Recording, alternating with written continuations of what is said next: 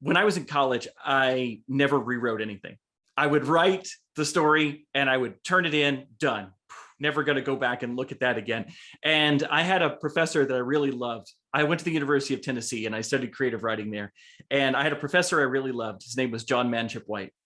And on one of my papers, he wrote, "Alan, you're a great writer, but you lack discipline." It took me another 10 years, maybe after graduating college, to finally understand what he meant.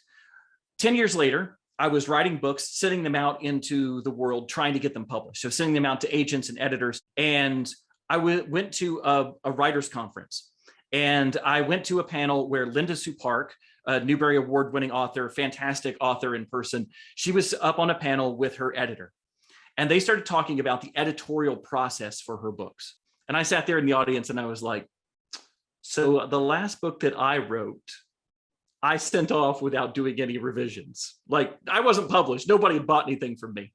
But I thought maybe I should go back and reread something that I wrote and revise it a little bit, right?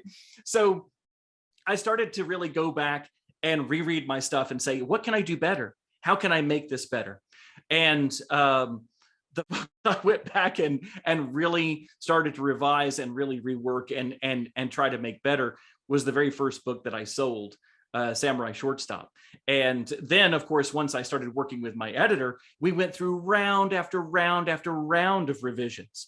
And that's when I really learned that what it takes to be a professional author, you may have talent and that may get you started, but to be a professional author, you have to put in the work, that it becomes a craft. Writing might be an art at its heart, but publishing is a craft.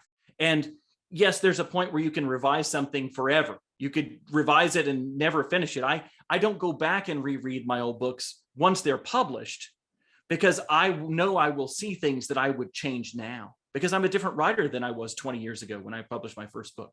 For my book, Allies, that book went through so many revisions and such major revisions that from one draft to another, the main character even changed. So when I was a kid, I hated to rewrite anything. When I was in high school, I hated rewriting stuff. When I was in college, I hated rewriting stuff. And even as an adult, I hate rewriting stuff. It is my least favorite part of writing. I can't stand it, but I do it because I know that it makes my books 1,000 times better. I'm so glad that you're not reading my first drafts, because my final drafts are light years better than those first drafts. This author interview was produced through a partnership of the Grateful American Foundation and WETA.